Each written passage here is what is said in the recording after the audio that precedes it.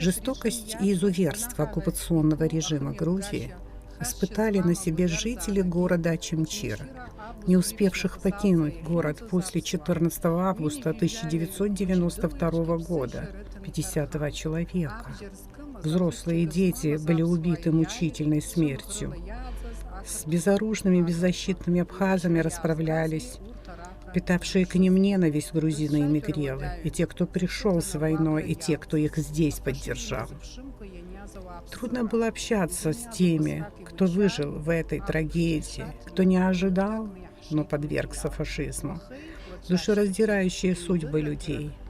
Пожалев зрителей, мы разделили материал на две части. Сегодня в эфире и завтра тоже в эфире Ачимчира во время войны.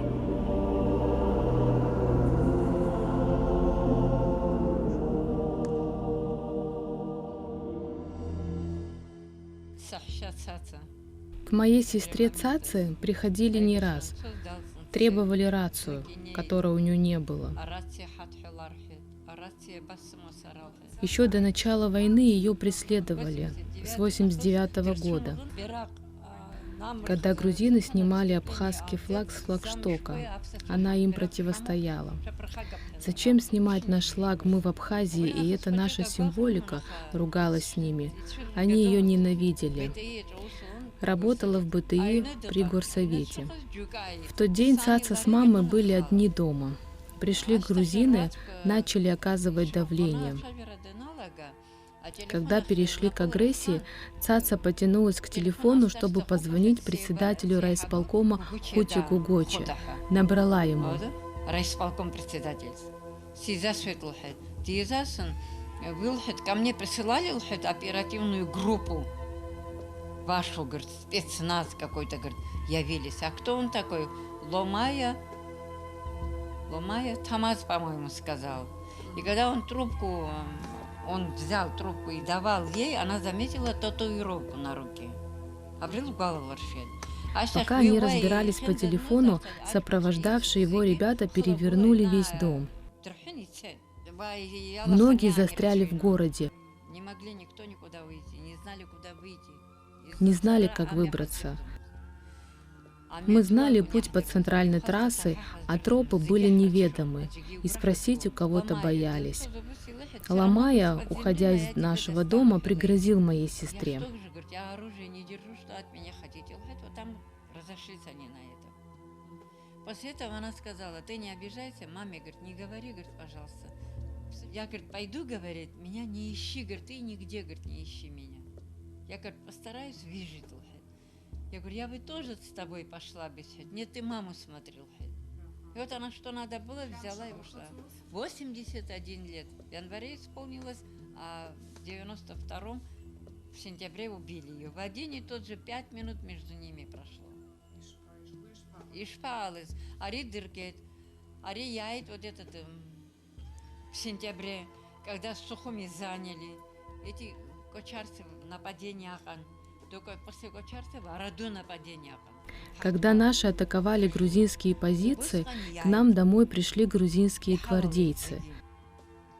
Не только к нам, но и ко всем абхазам, застрявшим в городе. Вывели каждого. Это произошло 16 сентября, уже к концу войны. Цаца вернулась в город 13 сентября и во время наступления 16 сентября находилась в Ачимчире. Дома была. А мой муж был там с нами. Но он не знал эти дни, что она там. Когда настал вопрос маму и мне уйти, я сказала, на колени встала и сказала, у меня, говорю, еще хуже проблема, говорю, чем мама. Что, говорит, случилось? Скажи, говорит. Я говорю, вот так, говорю, кстати, дома. Как так дома? Я говорю, вот 13-го пришла, говорю, вот дома, говорю, что мне делать с ней? Значит, она надеялась где-нибудь спрятаться и дождаться наших. Когда я пришла домой, возле крана нашла ее записку, предупреждающую, что скоро будет дома. Ждите, на днях она придет. Вот клянусь.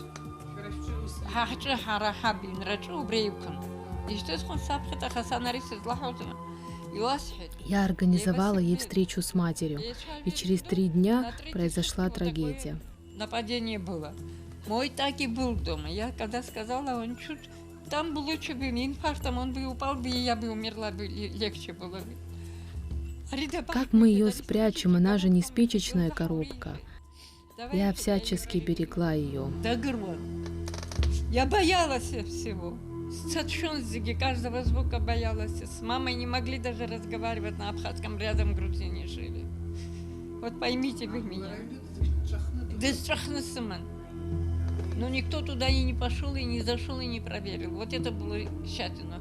Когда начали сплошь, Когда начали выводить каждого абхаза, мой муж сказал мне, что надо ее спрятать в другом месте.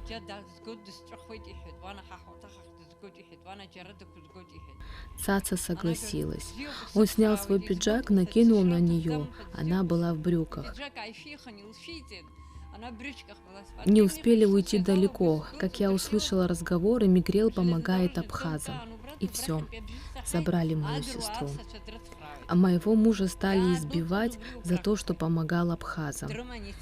Нас повели по рельсам железной дороги, и Цаца упала в обморок. Я подняла ее и предложила бежать, найти укрытие. Добежали до грузинского дома. Мы знали, что у хозяина мать абхазка. Он нам посоветовал долго здесь не задерживаться. Мы с сестрой решили разделиться. Она захотела издалека посмотреть на нашу мать. Там кошмар было тогда, в тот момент. Я сейчас, если буду все подробно... Да, 16-го было, это где-то, наверное, вот такое время было, вот жара. С ней Позади раздалась автоматная очередь. Нас искали.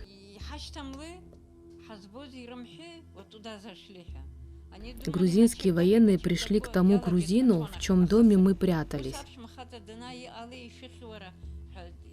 Стали его допытывать, не прячет ли он на чердаке своих соседок-абхазов.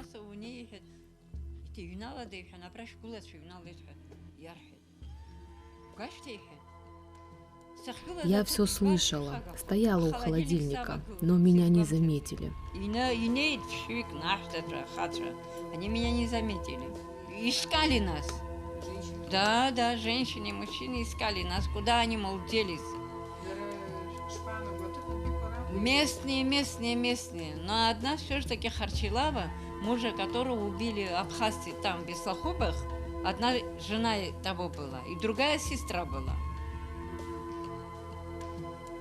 Вот. И тогда я холодильник Сава... В доме была престарелая женщина, мать хозяина. Захотела со мной поговорить. Она лежала на диване и видела, что я прячусь у холодильника. Я подала ей знак молчать. Я стою, живой человек, они меня не увидели. Через занавес вижу же их я. Открыли, закрыли. А моя сестра упала в обморок во дворе соседки. Соседка оказала ей помощь, дала ей капли. И в этот момент к ней пришли гвардейцы. «Кому ты даешь лекарства?» — накричали на нее. Затем ударили, а мою сестру погнали в сторону вокзала. «Куда они тебя забирают? Что они сделают с тобой, нелюди?» Я не знала, что они с ней сделают. Это только на месте надо это делать. Это так трудно мне передавать. Пришел хозяин дома, грузин. Ее взяли, всех, говорит, собирают в Доме культуры. Юра, говорю, я прошу, говорю, тебя, говорю, все ее, говорю, движения, говорю, ты мне сообщай, говорю, я лучше умру, говорю, если я ее о смерти узнаю, я не выдержу. Мамой, там многих абхазцев туда забрали. Не переживай. Через некоторое время гвардейцы опять вернулись за мной. Юра, хозяин дома, стал ругаться, что у него пожилая мать, ее сердце не выдержит всей этой суматохи, и выпроводил их со двора. Я у хозяйки дома попросила халат, чтобы уйти незаметной. Себя, говорю, прикрыла так. Меня, говорю, по походке любой человек узнает. Говорю. И так говорю.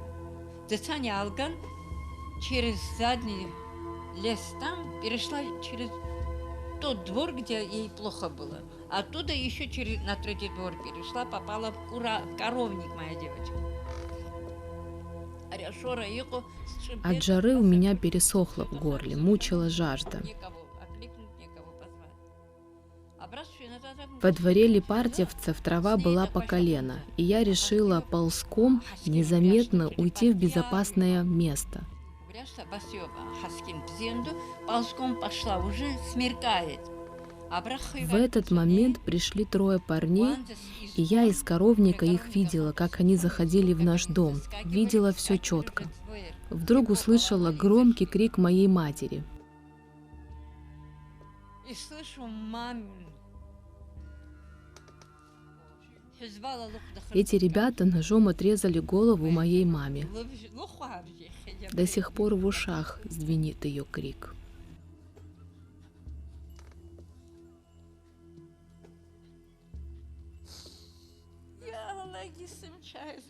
Собрала остатки сил, дошла до другого дома, попросила стакан воды. Умоляла соседскую девушку сходить к нам домой и разузнать, что с моей матерью. Может, ей нужна помощь. Стакан воды пускай подадут, может, еще дышит, я говорю, может, можно спастись. Она пошла, но ее туда не пустили. Сказали, что будут стрелять в того, кто войдет в дом. Мы вас всех убьем. И больше они туда и не сошли. Больше я ни мамин голос не слышала, ни сестры голос не слышала. Единственное, я попросила обратно хозяева того второго дома Липартьевского. Вы видите, говорю, меня отсюда куда-нибудь, в какой-нибудь лес выкиньте. Говорю, а я дорогу найду, говорю, куда пойти.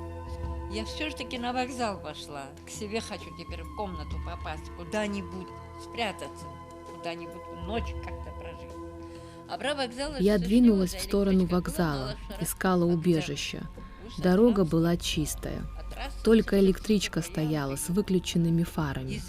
Издалека виднелось пламя огня. Я подумала, кто-то сжигает мусор. Обошла огонь и зашла во двор больницы. Подбежала к крану, чтобы напиться водой, и когда подняла голову, увидела, что вся стена больницы была обрызгана кровью, а на земле стояли носилки. Что мне делать? Куда мне идти? Налево пойду, в пламени сгорю, направо пойду, в воде утону, как говорится. Недалеко от моря у нас была квартира. Я подумала добраться до нее, но там тоже везде грузины. В итоге пошла к своему деверю. У них во дворе была большая овчарка. Странно, но она не залаяла. Окликнула хозяина. Вышла жена и, увидев меня, удивилась. Я попросила воду и рассказала, что с моей мамой случилась беда, и не знаю, где моя сестра. Она предложила переждать у них дома, сказала, что всех абхазов собрали на стадионе, и пыталась меня успокоить. Но я ей не доверяла, никому не доверяла. Сил не было стоять на ногах, я вынуждена была подняться к ним домой. Я мечтала лечь в кровать, положить голову на подушку, расслабиться и умереть. Только стала засыпать, как невестка забежала в дом и попросила быстро собраться. «Машина уже ждет, надо срочно тебе уехать. Соседи видели, как ты заходила во двор. И если не выпроводить тебя, они придут и сожгут наш дом», — сказала она мне. Я знаю, кто на меня донес. Брат Разгена Гугохи с женой видели, как я заходила в дом к родственникам. Дальше все как во сне. Меня переправили через реку Галицка, и неизвестная семья меня приютила. До сих пор не знаю, кто они. Я бы их поблагодарила. Наконец я попала домой. Мой муж меня встретил. Я ему рассказала, через что прошла, и свое беспокойство за маму. «Кажется, мою мать убили», — говорю ему. А он в ответ: «А что, и мать тоже убили?» Тогда я поняла, что и сестру убили. Представьте мое состояние. Мой муж знал про мою сестру, но про маму не знал. Подробности ее гибели мне муж рассказал. Мою сестру таскали по штабам, пытали, потом привезли в Очимчирскую больницу, позвали родственников погибших грузин и сказали: вот эта женщина виновата в гибели членов вашей семьи. Озверевшие люди набросились на мою сестру, жестоко избивали ногами. В конце замученную застрелили. Тяжело это пересказывать. Подробности ее гибели настолько живодерские, что очевидцы не осмеливаются мне рассказывать, и я не хочу знать. Я как беженка жила в семье в Шишелете. Очень добрые люди попались, искренне сочувствовали моему горю. После окончания войны решила вернуться в свой дом, в Очимчиру. Не на чем было добираться. Только военные на грузовых машинах технику везли. Пришлось пешком из Шишелети добраться до своего дома. Недалеко от нашего дома на повороте к нам стоял завод, и там стояли ребята. Я попросила их сопроводить меня до дома, так как было страшно идти домой. Мы жили в окружении грузин, боялись, что кто-то укрывается в доме. Один из ребят проявил смелость, встал впереди, и мы дошли до дома. Рядом жил Николадзе, его жена была Тоду, тхинская, считала себя грузинкой.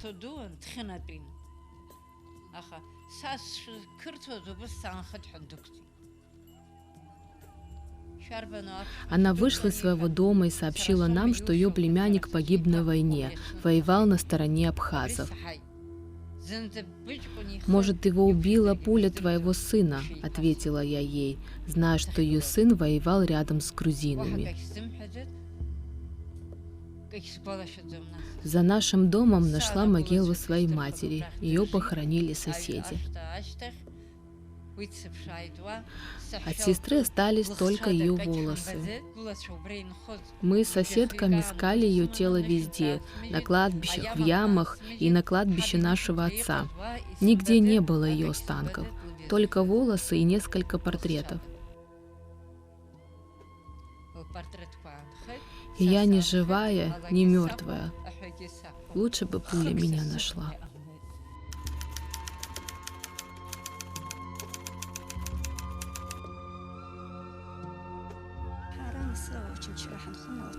Мы жили в Очимчире в многоэтажном доме.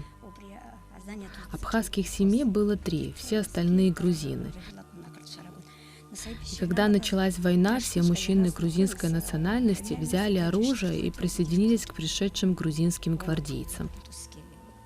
С первого дня поддержали агрессоров. Мы думали, как в 98-м все закончится быстро, и изо дня в день решали выезжать с детьми из Очимчиры или нет. Не понимали, насколько опасно оставаться в городе. Вскоре мы оказались в кольце. Незамеченными уйти стало невозможно. Наши соседи, с кем мы делили хлеб, соль, горе и радость, вмиг из друзей превратились в лютых врагов. Делали вид, что нас не узнают. Однажды к нам домой пришли незнакомые люди, бородатые мужчины. Это были не очимчирцы. Вывели моего мужа на разговор, увели в неизвестном направлении. Его не было очень долго. Наши соседи, видя мои переживания, между собой переговаривали с ехидной улыбкой, поговорят с ним хорошенько и приведут обратно. Привели. Это было зимой. Вся его куртка была в белой извести. Жестоко избили. Видимо, на полу валялся и измазался киром. Ему пригрозили, если он выйдет из дома, заберут наших детей. Мы боялись выйти из дома, а уж тем более бежать из города. Соседи заявили на нас в комендатуру. У гвардейцев была вся информация, наши данные, адреса. Один качарский сван пришел к нам домой и потребовал, чтобы я поехала в Ткварчал и привезла его жену и детей, которые находились там. Сначала я согласилась, в Тхорчале были мои родственники. Подумала, что появилась возможность уйти с детьми. Но он не хотел отдавать мне детей. Дети должны были оставаться в Очамчире. Я не согласилась. Второй раз пришли за моим мужем, позвали на улицу. Он быстро собрался и вышел. Его подняли наверх, рассказывают, что он держался за голову. Видимо, понимал, что его ждет. Дети выскочили за ним, он им строго приказал вернуться в дом. По пути они захватили еще 2 оставшихся в нашем доме абхазов. Грузинские гвардейцы не местные. Знали, кто в какой квартире живет. Кто им доносил? Наш сосед Игорь Соломидзе жил на 2-м этаже в нашем доме. С первых дней не давал нам покоя, вел слежку за нами. Каждый наш шаг докладывал комендатуре. Сам оружие не держал, был инвалидом. Занимался слежкой абхазов, застрявших в городе. Прошло несколько дней, не было никаких вестей. Я не знала, где мой муж. И не у кого было спросить, и некуда было идти. Рядом ни родителей, ни братьев, маленькие дети на руках. Поисками занимались родственники тех абхазов, кого забрали с ним. Через 2 недели нашли гниющее тело в Обнилосе. Житель поселка на чайной фабрике наткнулся на трупы, когда искал свою скотину. Он сообщил нам. Я что могла сделать? Дети на руках. Останки мужа привезли опять-таки родственники тех абхазов, кого убили вместе с моим мужем. Если бы не они, я не смогла бы похоронить мужа. Тела из леса забирали так, чтобы никто не увидел. Глубокой ночью на тракторе, в целлофане, сверху прикрытой дровами. На рассвете, также прячась от лишних глаз, их тела предали земле. Там же, в Очамчире, у наших родственников цабахевцев. Убили моего мужа 2 декабря. Хочу рассказать еще один случай. После того, как мужа забрали, на 3-й день, рано утром мы еще спали. Постучались в дверь грузинские гвардейцы. Поднялись с детьми с постели, дети еще сонные, приставили автомат к голове и приказали идти на улицу. Мы были в домашней одежде, на улице декабрь, холодно. Озябшие нас привезли на машине в 6-й район, завели в сырую комнату, в которой вода по колено, и сказали, что некая грузинская семья осталась в селе Качара. Если они живы, нас обменяют. Если мертвы, то меня с детьми ждет такая участь. Закрыли дверь с внешней стороны, забили гвоздем и ушли. 3 дня мы были заперты, ноги в воде, голодные. Дети просили воду и спрашивали, когда нас придут убивать. Старшему было 11, младшему 9. Я чувствовала, что мужа уже нет в живых, и на пощаду не надеялась. Умоляла гвардейцев убить сначала меня, потом детей, чтобы мои глаза не видели их смерть. Я думала только об этом. Знаете, можно выдержать все, но быть свидетелем, как убивают твоих детей, ты не можешь их защитить. Поверьте, это и есть настоящая трагедия. Старший сын спрашивал меня: «Мама, расскажи, пуля быстро входит в тело?» А это очень больно. На 3-й день кто-то сильно постучал в дверь. Старший сын подбежал и стал объяснять, что дверь гвоздями забита снаружи. 6 бородатых мужчин взломали дверь и зашли внутрь комнаты. Стали расспрашивать, где мужчины. Я объясняла, что мужчин здесь нет, только мои маленькие сыновья. Мужа забрали. Нам неизвестна его судьба. Больше никого нет, ответила я. Их интересовало, кто я, чем занималась, где мой муж работал. Я рассказала, что мой муж на чай-развеске работал у нашего родственника Гиви Салакая. Этого Гиви я близко не знала, только внешность, он мигрел по национальности. Даже не знаю, почему упомянула его, они знали Гиви. Привели его брата и стали выяснять, мы родственники или нет. Брат Гиви меня не знал, но я назвала имя своего мужа и объяснила, что он работал у Гиви. Может, что-то человеческое в нем проснулось, или же решили, что мы не представляем опасности, не знаю. Но меня с детьми посадили в машину и привезли обратно домой. Зашли в квартиру, а там шаром покати, пусто. Ни кровати, ни мебели, все растаскали по этажам наши соседи. Видимо, думали, что мы больше никогда не вернемся. Я уже понимала, что мужа нет в живых, а здесь опасно оставаться.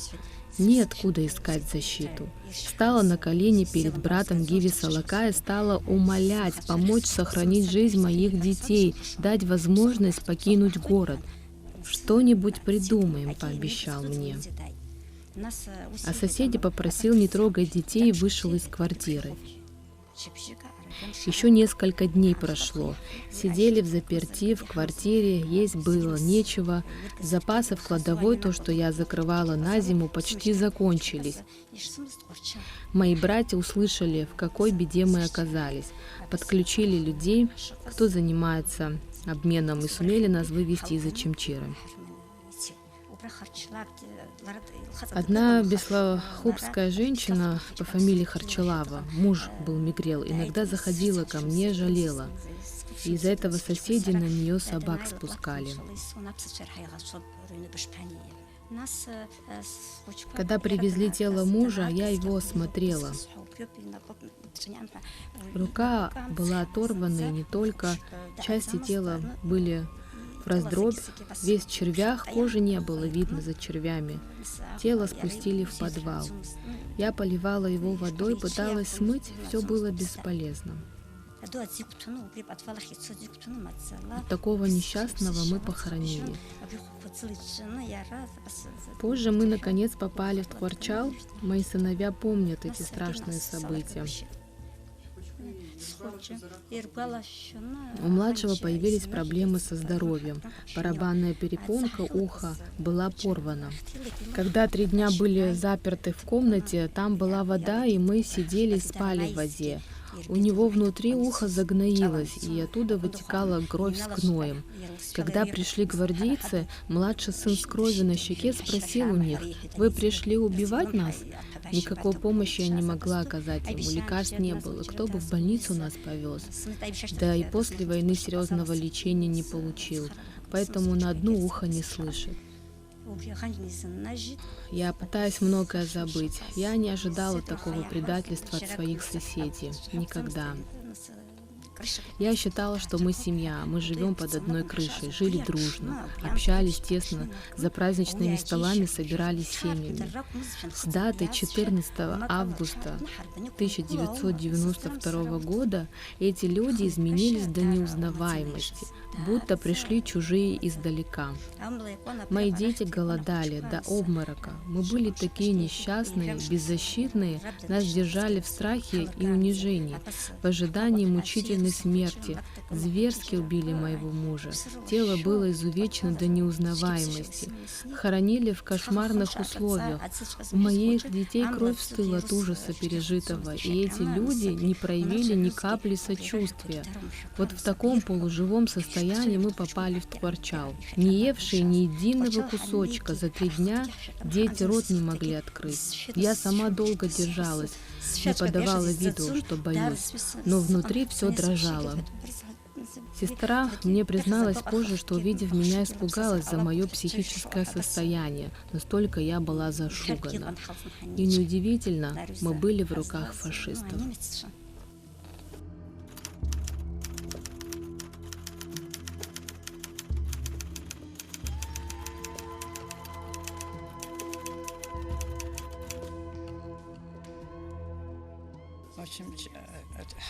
Мы застряли в городе. Все надеялись, что конфликт быстро завершится. Нас никто не предупредил покинуть город, что оставаться здесь опасно. Никто не ожидал, что к нам будут относиться хуже, чем к свиньям. Мой брат жил в селе. Он прислал женщину за нами. Передал, что нужно спасать моего сына. И мы вовремя его отправили в деревню. Теперь я знаю, остался бы мой сын в Ачамчире, убили бы. Сыну было 23. Дочь была замужем за Мигрела. Местные грузины смотрели на нас, как на собак. Все беды от них. Тбилисские нас не знали. Однажды в обед услышали скрип калитки. Двое незнакомых мужчин вошли во двор.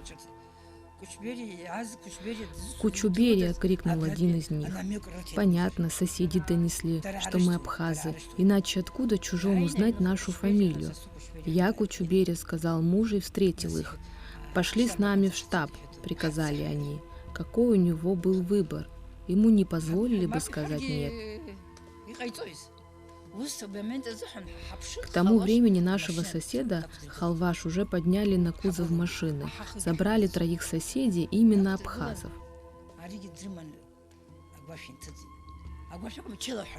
Муж начал одеваться.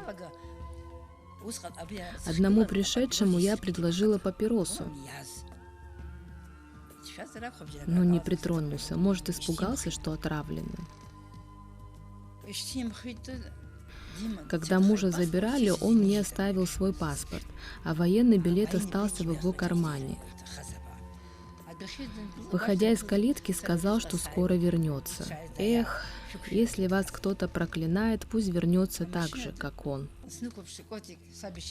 Третьим на кузове машины оказался мой двоюродный брат Котик. Вот так 3 забрали.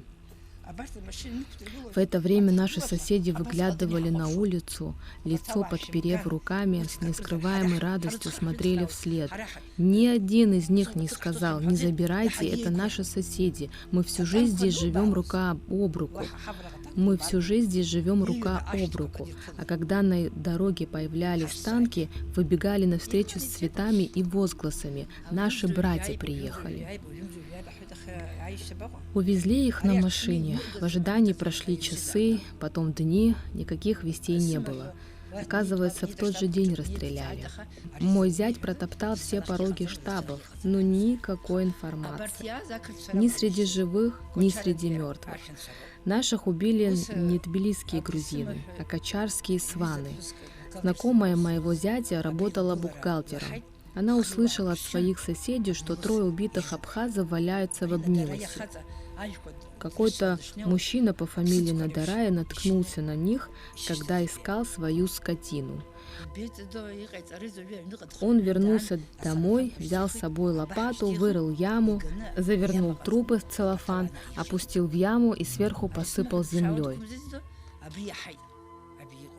До моего зятя дошли эти разговоры. Он нашел это место, и когда увидел рядом со свежевырытой могилой шапку тестя, все понял.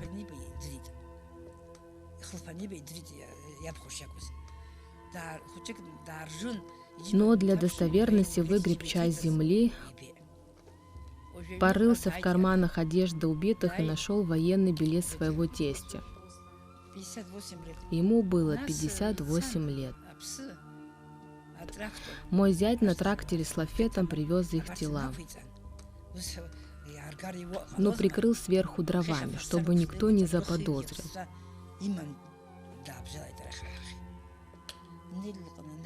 Моего двоюродного брата отдал родне, Халваша его семье, а нашего домой. Настолько изувечены были их тела, что лютому врагу такого не пожелаешь. Пусть такое горе будет тем, кто в нашу Абхазию такое несчастье принес. Тело занесли в баню, даже телом не назовешь, раздробленные части, в червях.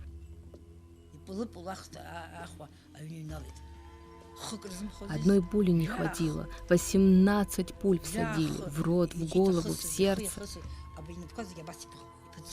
Руки были переломаны в нескольких местах. Местные грузины стали угрожать моему зятю. Ты не крел, хоронишь абхазов. Однажды ночью пришли к нему в дом и ограбили. Завязалась перестрелка. Его ранили в ногу, еле спасся, перепрыгнув через забор. В доме была моя дочь с 3 маленькими детьми. Когда грабители выстрелили, одна из пуль попала в телевизор. От взрыва оглох мой внук. Соседи за моей спиной говорили, она оплакивает мужа и не знает, что сына тоже убили. Сына в Ачамчире уже не было. Мой брат вывез его из города в село Паквеш. Распространили слухи, что он там погиб. Я сама поверила в эти слухи. Когда Ачамчиру освободили абхазы, собрала вещи сына, свечку на могилу и вышла на дорогу. Люди спрашивали, куда я иду. «В село Река, к кучуберевцам», — ответила я. Кто-то сказал, что кучуберевские ребята в городе, они могут довести до реки. В этот момент шли ожесточенные бои в районе Ахуреи. Когда бои прекратились, приехала машина, и из него стали выходить кучуберевские сыновья. Они меня узнали, среди них не было моего. Я подбежала к ним и слезно спросила: «Нан, скажи правду, Рустама Кучуберия убили?» «Нет, мать, Рустам жив, скоро будет здесь». Трудно пересказать, какой была наша встреча матери и сына. Так крепко обняли друг друга, что не могли оторваться, пока я не потеряла сознание.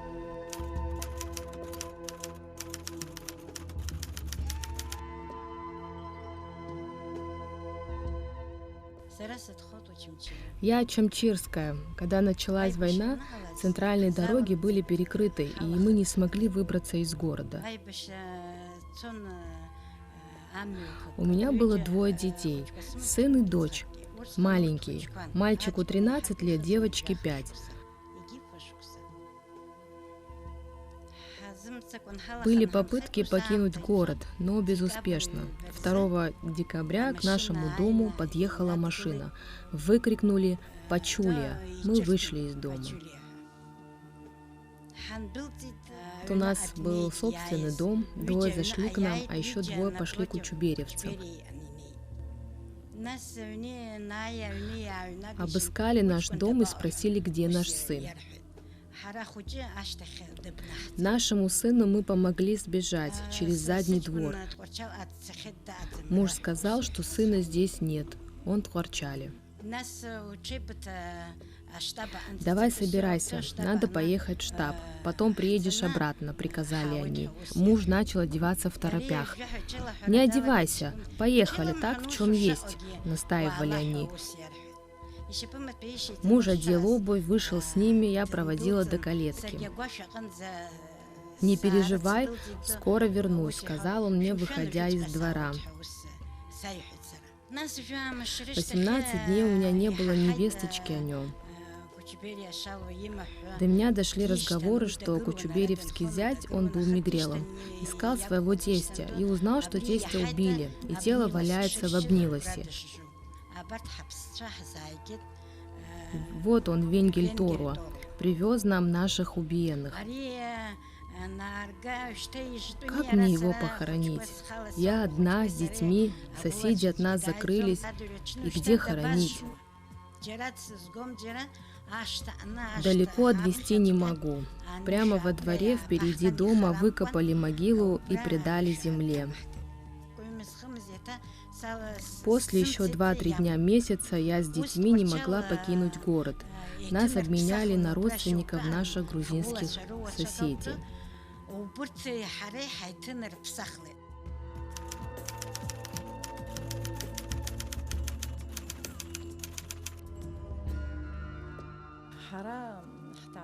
У моей мамы были проблемы со здоровьем. За месяц до начала войны мы ее отправили на лечение к брату на Украину. Мой брат Отар Турнанба предчувствовал войну и нас предупреждал: не сегодня, так завтра начнется война. Мы не сможем этого избежать, говорил он. Я думаю, поэтому он маму отправил на Украину, чтобы защитить ее от ужаса войны.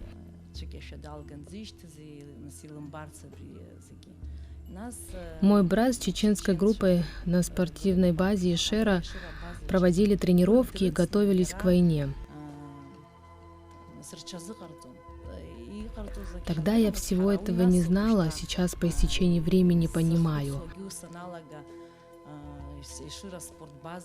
Мой брат и его сверстники чувствовали нарастающее давление со стороны грузин и предсказывали нападение на Абхазию со стороны Грузии. Окольцованными в городе Очимчира оказались мой отец и моя сестра. Сестра была замужем и жила в другой семье. Многих наших соседей, абхазов, молодых ребят, чтобы спасти им жизни, выводили из города в село Маркула, не по центральной трассе, а по тропам, вдоль железнодорожных путей. Мой отец помогал им в этом, но сам не покинул город, не хотел оставлять дом. Знаете же, как пожилые люди привязаны к своему очагу. К тому же к нам в дом приходила моя тетя с сыновьями прятаться, потому что они жили на набережной, им не удавалось покинуть город. Очимчирские грузины знали, какой патриот мой брат, что он участвовал в национально-освободительном движении Айдгалара и пришли к нам домой.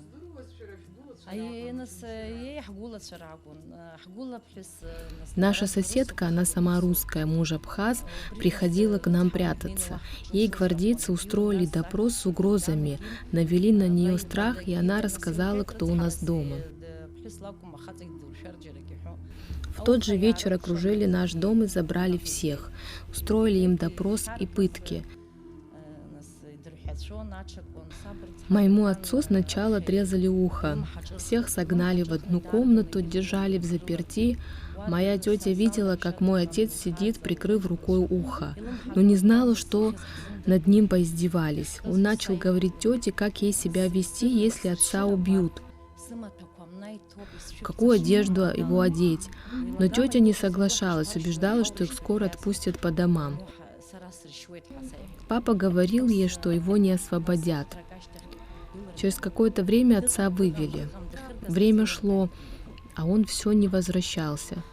Убили и бросили в море.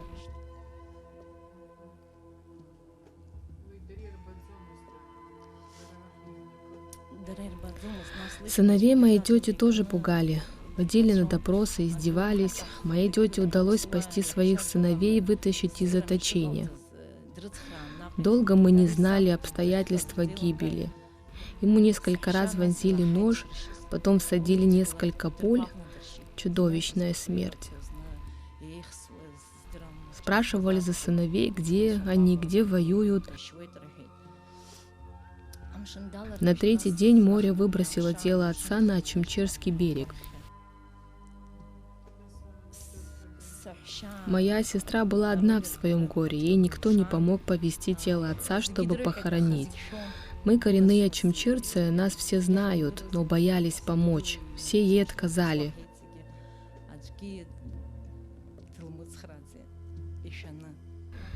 Она где-то нашла мотороллер, тачку, уложила тело отца на тачку, понесла хоронить во дворе нашего дома. В это время в нашем доме уже жил танкист Сван с семьей, с 5 детьми. Сестра упросила его разрешить ей временно похоронить отца во дворе дома. Сван сначала согласился, но позже передал сестре убрать свой труп, потому что воняет, иначе выкинет в канаву. Бедная несчастная сестра, пришлось ей выкопать тело отца и перезахоронить в другом месте. Мои братья знали про все эти ужасы, мне не сообщали. Я под сердцем носила ребенка, пощадили. Мой брат Джамал воевал в Маркуле, был разведчиком. Он 3 раза тайком приходил в Очимчиру и смотрел на наш дом. До войны Джамал учился, работал в России, в Вологде. Начинал свой бизнес. Услышав о войне, он все оставил и приехал в Абхазию. Здесь попал в руки грузинским гвардейцам. Обыскивая его, они нашли деньги в кармане пиджака. Пока разбирались с деньгами, отвлеклись, и брату удалось бежать.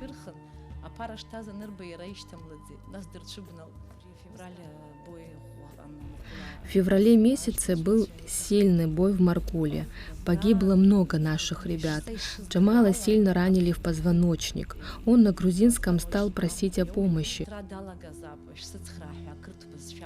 Подбежали грузины, думали, их боец. Он бросил лимонку и убил. Сам тяжело раненый был. Его взяли в плен, отвезли в Очимчирскую больницу. Туда пришли родственники убитых и потребовали выдать еле дышавшего Джамала. Некий доктор Харчалава отдал на растерзание моего брата. Они живьем с него сняли шкуру, изрешетили пулями. Тело было как сито. Не только мой брат попал к ним в плен, и всех других ребят тоже изуродовали. Их привезли на кузове трактора 2 марта. Это день рождения моего брата Атара. Другой мой брат думал, что Джамал еще живой и хотел обменять, надеялся, что может спасти его. Точную дату смерти не знаем.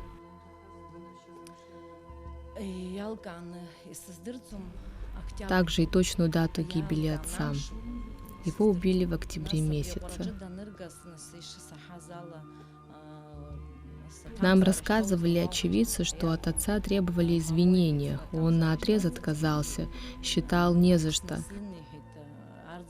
«Моя жизнь ничего не стоит ради Родины, мои сыновья отомстят», — сказал он им вместо извинений.